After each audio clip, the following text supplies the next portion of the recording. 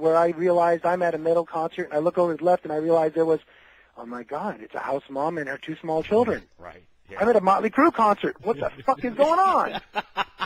What the hell is this? Yeah. Although I must admit, at the theater painting tour, man, that was nothing but wall-to-wall Bettys. That was just, damn, that is the most Bettified concert I've ever been to in my life. I mean, I don't think there was a man in the entire place, and I just went, this is a good place to be right now. That was the Theater of Pain tour, and it's kind of the Theater of Pain tour. It's kind of strange that you point that out because Home Sweet Home is pointed to is one of, maybe not the by a lot of people, but one of the power ballads that kind of got that whole genre jump started. You know, it was it did. And but you know what? But they were at the forefront of it. Since they were at the forefront of it, I don't view it that way. Right. What I view is when bands like Mr. Big, when I hear about Mr. Big getting together with Paul Gilbert, one of the scariest fucking guitar players I've ever had the pleasure of seeing play, and the rest of the members of that band, and all of a sudden it breaks into the first song, and I'm the one who wanted. What the fuck, man? Right. This is a power band? Oh, wait a second. Damn Yankees. Oh, my God. Ted's on it. What? High enough? What the fuck is this? Wait a minute. What about Extreme? Oh, yeah, God. with Nuno. Yeah, exactly. Nuno, one of the most amazing players I've ever met in my life, and this is what you give me? Right. Sure, I see the intellect in what you're doing musically because I understand music. But the reality is that a good portion, if not all of your audience, doesn't understand music. They love music. Right. Right. And it's not about, I can see the brilliance in what you're doing. No. It's just about if you can pull at the heartstring or if you can pull at at something in you. Well, like I said, if it's dark and it can depress you, if it can agitate you, if it can piss you off, it can mellow you out. But the thing is what's hard, like Mike said, is that when bands got hooked upon being viewed as these power ballad bands, all of a sudden everybody who went to see them said, play that ballad. Well, where is it? Where is it? And it's like they end up unhappy because they came to see a band that was going to get up and play 10 wonderful, lovely metal ballads. And it's like, no. All of us wanted to be kicking ass, and we all made our ballad for ballad's sake. Yeah, I think like Mike said, Mike made a great point. I think that had a lot to do with it. And if you talk to people, when you see interviews with people, you see documentaries, you see them mention that. And it's just kind of, me and the guys were talking the other night about Chickenfoot, who, nothing against Chickenfoot, love Sammy, obviously love Michael Anthony, love Satriani, even they got the Chili Peppers drummer, Chad. Chad, yeah. But and they're all great, but I was just kind of wondering, you listen to the album and it's blues rock and you're thinking, I wonder when Joe Satriani is going to get bored with playing 3 chords. That is really interesting. That's going to be weird, I think, to see that.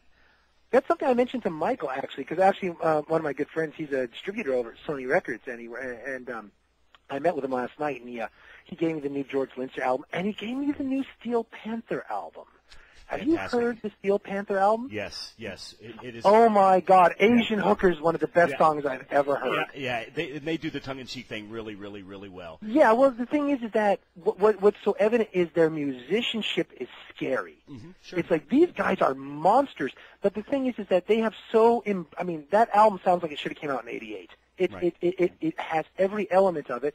And then I heard Lynch Mob, and it's like, George is fantastic. As a matter of fact, I know the other guitar player that works with him, Jerry, and he's George's #1 guy. And it's like I've listened to it, and it's like you said, I'm watching a lot of the older musicians hanging on to the heavy tone, but they're falling into this southern move, this sort of kind of like you said, that sort of southern groove rock, and it's not bad, but I find it a little repetitive sometimes. Yeah. And it's like I'm a little more fond of, look, if you're a metal band and you want to be metal. Right, sure. Just be freaking metal. Shove it down their throat and don't take prisoners. Absolutely. And if they don't like it, well, they'll like it when I'm done with it. Yeah, exactly, yeah. Maybe the Judas Priest and Motorhead effect, where they, those are guys that have just kind of stayed with their, not a formula, but, just like you said, they're kind of always, they've never been misidentified as a metal band. Right. I don't think guys like that, and you can even talk about Metallica, everything they did when I was a kid turned to gold, and then they just hit a point where it just wasn't happening anymore, man. And I think it was just the whole shift in there. And maybe it's listening to record companies. You guys would certainly know more than me, but, I don't know if you guys feel that way, but I know I certainly do. It was production with them. It was producers, and it was the people behind the scenes basically going, you know what, we need another Black album. Mm-hmm. And the reality was that, no, you don't. Yeah. And I mean, it's sort of nice when we did Load and Reload. I mean, Hetfield did let everybody else's opinion kind of go into the music, but it did expose something. It exposed the fact that James Hetfield is Metallica. Yeah. End of story. Yeah. Because the sound and the movement and the feel is all about him. And it's everybody's little idiosyncrasies that make it, but you can take them all out of it, and it's still going to have his sound, and it's still going to be who he is. Mm-hmm. And that's the one thing that gets so lost. Is that, and back in the day, one of the biggest problems that us bands is we were always, I mean, I try to avoid it. You know, it's in a perfect world.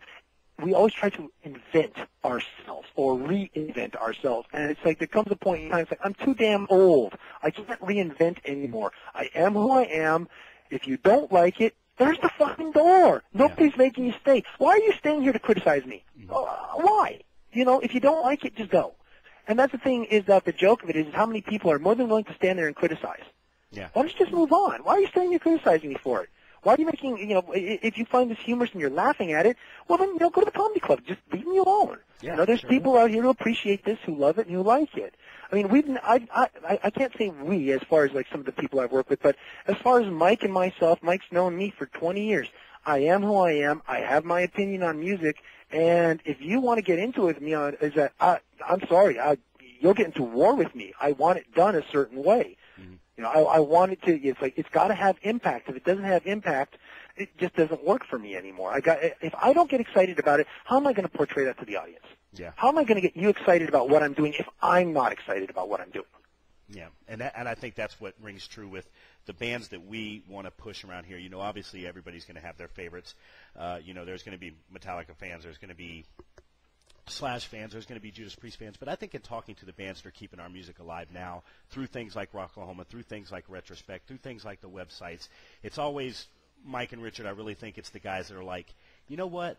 I never made $3 million fucking dollars anyway, so now I'm going to have to try to mold my sound into something that somebody else wants. I think it's total bullshit.